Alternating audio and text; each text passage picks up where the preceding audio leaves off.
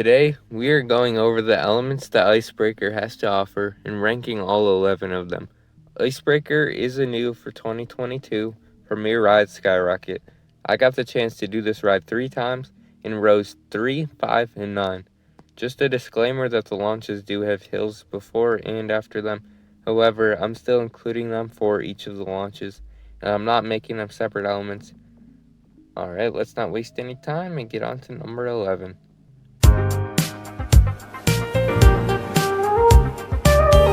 At last place, coming in at number 11, is the Mini Snap. The second half of this ride really is nothing special at all, and this finds its way at the very bottom of that list. It's shaped like if it was taken at a faster speed, it would be a good snap. However, it doesn't go too fast over it. It's towards the end of the ride, actually the second to last element, so there's not as much speed going into it, and it really is just a turn into the next element.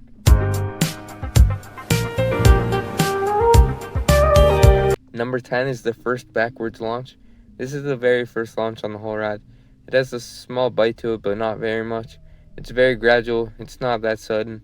I honestly expected that to be a better launch because people were saying how surprised they were by it. It was just a slow backwards launch to me. Not bad by any means, but not a special element at all. Number 9 is the sideways camelback, as the park is calling it. This is like a mini Outer Bank. It's also not taken at a fast speed, so it's not that great. It gives some alright floater, but it's not much. Since they have a taller height requirement, they might as well have put an inversion here or something. I don't know. I'm not trying to sound like I'm hating on this part of the ride though, because at the end of the day, it is doing what it's supposed to during the section. It's acting like a family coaster, even though they changed that. So I'm not really complaining at all. That's just how the element is.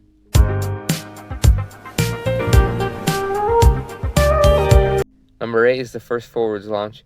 This has even more bite than the first backwards launch. It's completely forceless, but it's getting you up to speed. The hill before the top hat does give a little airtime on this first launch, especially more towards the front. Not as good as the second time through though, and there's not much to be said about this element. It's just a forwards launch that's getting you up to speed.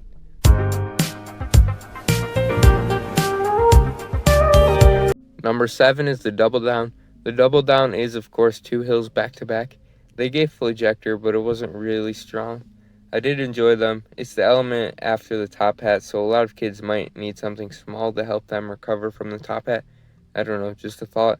Certainly not a bad element, but it's nothing crazy either.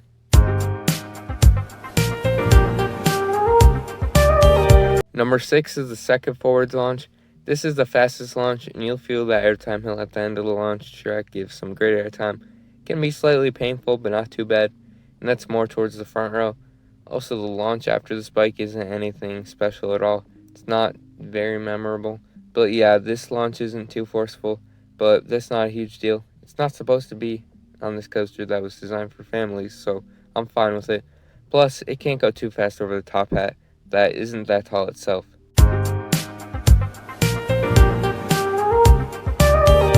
Number 5 is the hill before the final brakes. This gave some decent floater.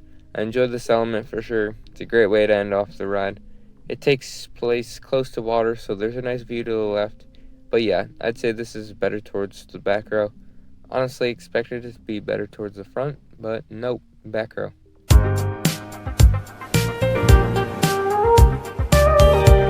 Number 4 is the second backwards launch. This is, in my opinion, the best launch on the ride.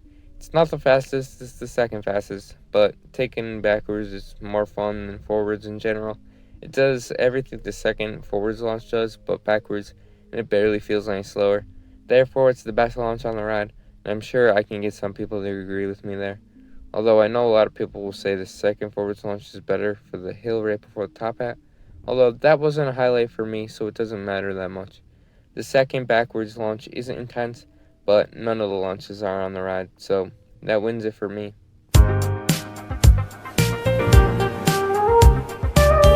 Number 3 is the Sidewinder turn.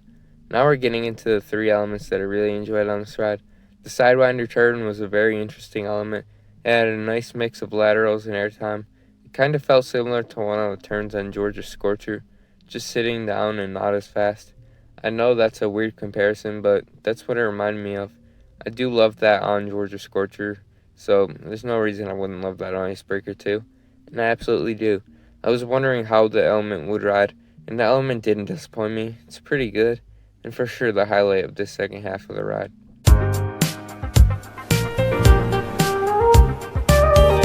Number 2 is the Top Hat. This ride is basically a Velocicoaster. It's multi-launch, it's in Orlando, and the second best element on the ride is the Top Hat.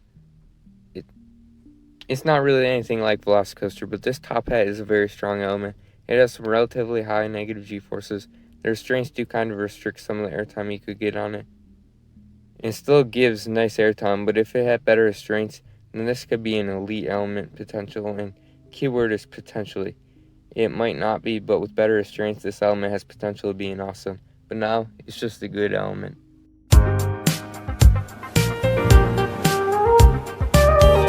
And at number 1, I have the Junior Scorpion Tail, better known as just the Spike.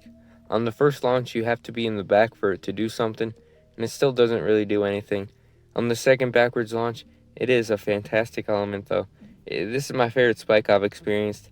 I think this is because of going backwards into it instead of forwards like I've done on Hagrid's or Switchback. It's also at a steeper angle. This is a very floaty element, lots of butterflies, especially towards the back row. And I said in my review, the employee interaction is great. I just love this Spike, better than I was expecting. Didn't think it would be my favorite part of the ride, but it indeed is. So that's going to wrap up my ranking of the elements on Icebreaker at SeaWorld Orlando. Not much to talk about on some of these elements, but this coaster does have a few good elements that I could see on thrill coasters. However, I'd still classify the coaster as a whole as a family coaster. But that's about all. Thank you for watching. Please share the video, like, comment, subscribe, and I will see you later.